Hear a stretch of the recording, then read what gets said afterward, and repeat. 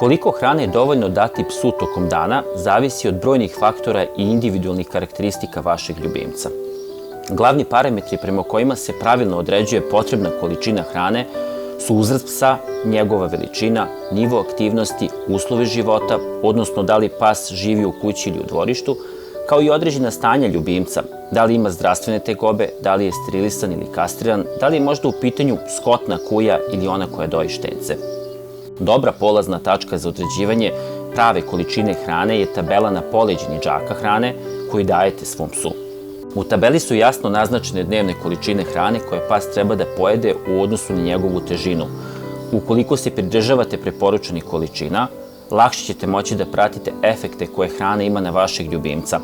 Da li mu ona u potpunosti odgovara i da li pas stabilno napreduje, zadovoljan je i zdrav, da li je izmet pravilno formiran.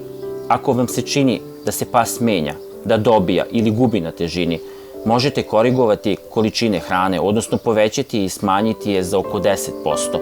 Ukoliko ova korekcija ne daje rezultate, u narednih nekoliko dana trebalo bi razmisliti o kvalitetu hrane koju dajete svom psu i možda se odlučiti za njenu promenu.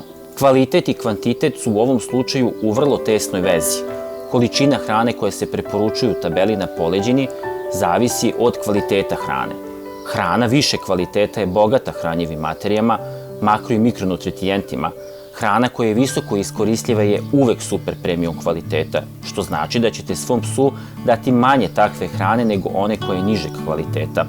Još jedna od prednosti davanja hrane više kvaliteta je ta što će vam ista količina hrane duže trajati u odnosu na onu koja je jeftinija i manje kvalitetna.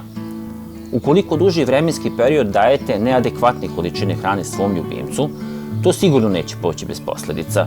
Brzo ćete uočiti promene u težini. Ako preterujete sa hranom, kilogrami će se vremenom gomilati. Ako je hrane nedovoljno, dolazi do pothranjenosti, što kod mladih pasa dovodi do neadekvatnog rasta i razvoja. Previše ili premalo hrane vremenom može dovesti do brojnih akutnih i hroničnih zdravstvenih problema, poput dijabetesa, poremećaja rada kardiovaskularnog sistema, problema sa digestivnim traktom, kožom, hormonima i reprodukcijom.